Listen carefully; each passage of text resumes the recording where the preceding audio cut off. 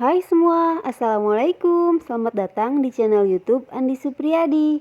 Jangan lupa like, subscribe, dan nyalakan tombol loncengnya ya, biar selalu dapat video saya yang terbaru. Terima kasih. Masih seputar perprozenan persiapan bulan puasa. Hari ini saya bikin jalang kote. Masih sodar sama pastel, tapi dengan isian yang berbeda dan bentuk yang lebih kekinian. Bagaimana caranya? Yuk kita simak aja videonya sampai selesai. Di sini saya sudah menyiapkan 450 gram tepung terigu protein sedang, 50 gram margarin, 50 ml minyak goreng. Kemudian ini kita aduk-aduk sampai tercampur rata dan berbutir-butir seperti pasir. Tambahkan 1 sendok teh garam, setengah sendok teh kaldu jamur, dan air 210 ml air es. Kalau teman-teman nggak punya gelas takar, mungkin dengan gelas seperti ini ya, tapi tuangin airnya secara bertahap biar nggak kelembekan.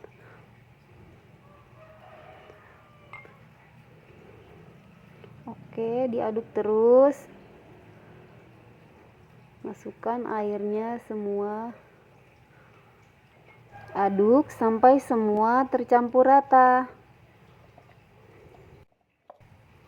Seperti ini ya teman-teman konsistensi adonannya, tidak melekat-lekat di tangan, tidak lengket. Oke, ini kita diamkan dulu 25 menit. Lanjut kita buat isiannya. Di sini 1 sendok makan bumbu dasar putih setara dengan 3 siung bawang merah dan 2 siung bawang putih. Di sini saya tambahkan 2 batang daun bawang dan 2 batang seledri yang udah diiris kecil. Tapi saya masukinnya sedikit dulu ya teman-teman. Kemudian masukkan kentangnya. Di sini 4 buah kentang berukuran sedang.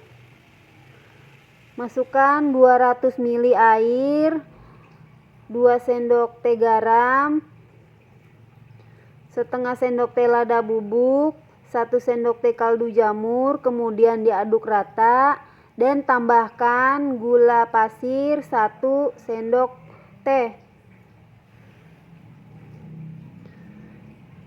Di sini juga saya tambahkan 1/4 sendok teh pala bubuk. Ini opsional ya teman-teman, kalau nggak suka nggak usah dipakai. Kemudian setelah setengah matang kentangnya, di sini saya masukkan 3 buah wortel yang udah saya potong kecil-kecil. 200 gram dada ayam pilet yang udah saya rebus dan saya suwir-suwir. Diaduk lagi sampai semuanya merata. Kemudian di sini setengah keping bihun yang udah saya rendam dengan air panas. Ini juga opsional ya teman-teman, kalau nggak suka pakai bihun nggak usah dipakai. Terakhir dimasukkan daun bawang sisa yang tadi ya. Jangan lupa dites, ini udah empuk kentangnya. Oke, kita matikan dan kita kerjakan adonannya. Kita buat kulit pastelnya, kulit jalang kote. Karena pastel dan jalang kote itu sama ya, cuman berbeda isi aja. Kayak gini ya teman-teman, ini adonannya udah lembut, udah lebih halus di tangan, enak dipegangnya. Kita potong-potong aja. Kita jadi beberapa bagian. Di sini saya memotongnya menjadi 24 pieces. Oke, ini udah selesai, saya potong-potong, ditutup dulu biar adonannya nggak kering. Pipihkan, perhatikan ya cara saya memipihkannya, dirapikan pinggirannya, jangan terlalu tipis. Di sini saya sudah merebus 5 butir telur yang udah saya potong-potong dan 1 butirnya saya potong menjadi 6 bagian. Masukkan isinya sesuai selera ya teman-teman. Senyamannya teman-teman aja bisa ngebungkusnya. Kayak gini ya caranya.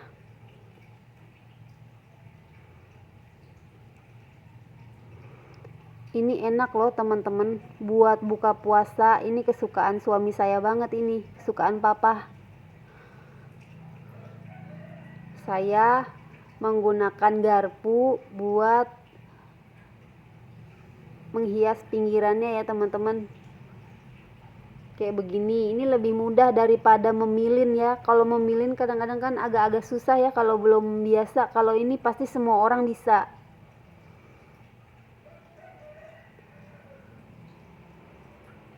Tipsnya, kalau pengen kulit jalangkotenya renyah, pakai air es. Kalau pakai air es, renyahnya awet dan kulit pinggirannya itu nggak akan keras. Oke, saya contohkan lagi ya cara membungkusnya. Perhatikan baik-baik ya.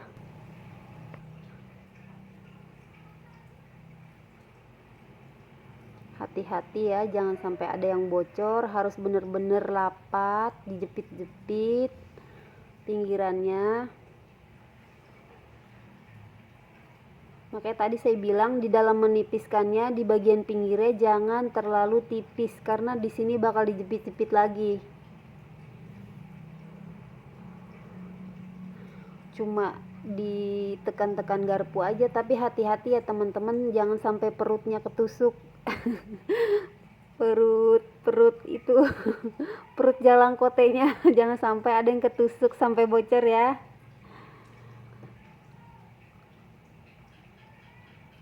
Karena nanti kalau bocor itu digorengnya tuh meletup-letup minyaknya.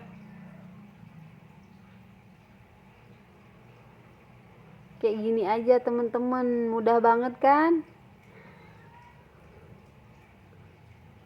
Tuh, cantik kan? Oke, sekali lagi saya coba ya. Ini lakukan semua sampai bahannya habis.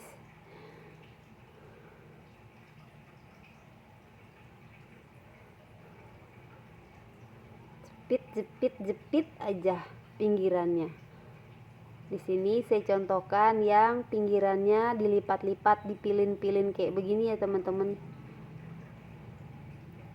Untuk cara kayak gini agak sulit, lebih mudah yang tadi ya teman-teman, tapi sesuai selera teman-teman aja mau membungkusnya seperti apa. Oke, saya contohkan sekali lagi ya membungkus yang dipilin itu. Kayak begini ya teman-teman, harus bener-bener rapet, jangan sampai ada isiannya yang nongol karena nanti bakal bocor dan digorengnya tuh bakal meletup-letup minyaknya. Jepit-jepit kemudian dipilin dari bawah atau sesuai selera teman-teman, bisanya dari bawah atau dari atas, gimana cara enaknya aja. Kayak gini teman-teman.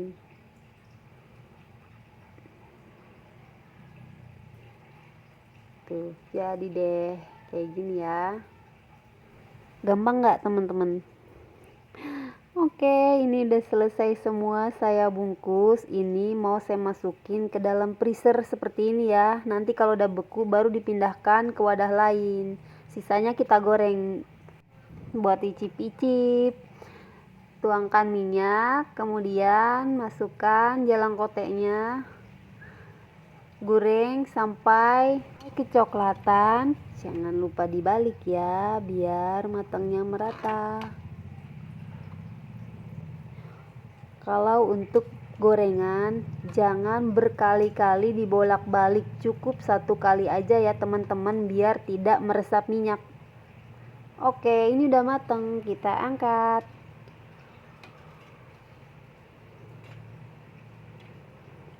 Kayak gini aja teman-teman, ini kesukaan suami saya banget ini.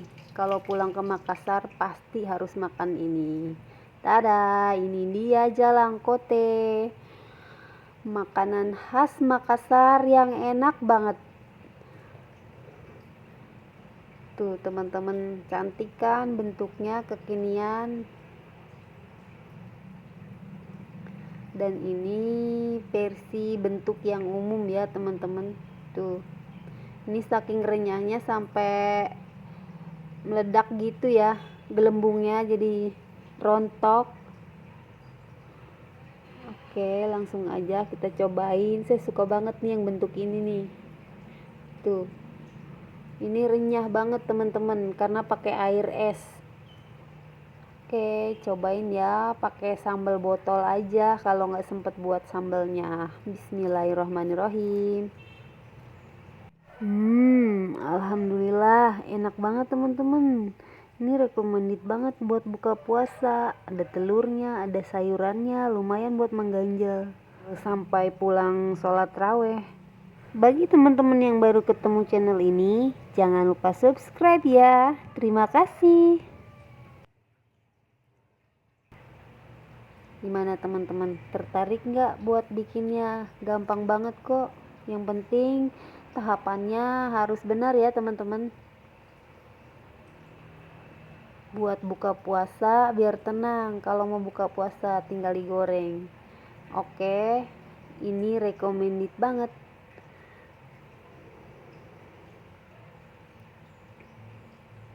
Ini yang udah saya bekukan ya teman-teman. Jadinya segini, saya goreng 4, terus papa langsung minta digorengin juga, jadi yang digoreng tuh udah 7 kayak gini tuh teman-teman, udah beku. Tinggal kita pindahkan ke wadah lain. Kalau udah beku kayak gini nggak akan menempel ya walaupun ditumpuk-tumpuk. Oke, masukkan ke wadah kayak gini ya teman-teman. Kalau udah bener-bener beku, ini nggak akan menempel satu sama lain. Tuh, recommended pisan ini mah. Cobain bikin di rumah ya teman-teman. Buka puasa nggak perlu bingung, tinggal keluarin dari kulkas langsung digoreng. Oke teman-teman, segini dulu video dari saya. Terima kasih sudah menonton sampai selesai. Semoga kalian suka. Sampai bertemu di video saya berikutnya. Wassalamualaikum warahmatullahi wabarakatuh. Bye bye.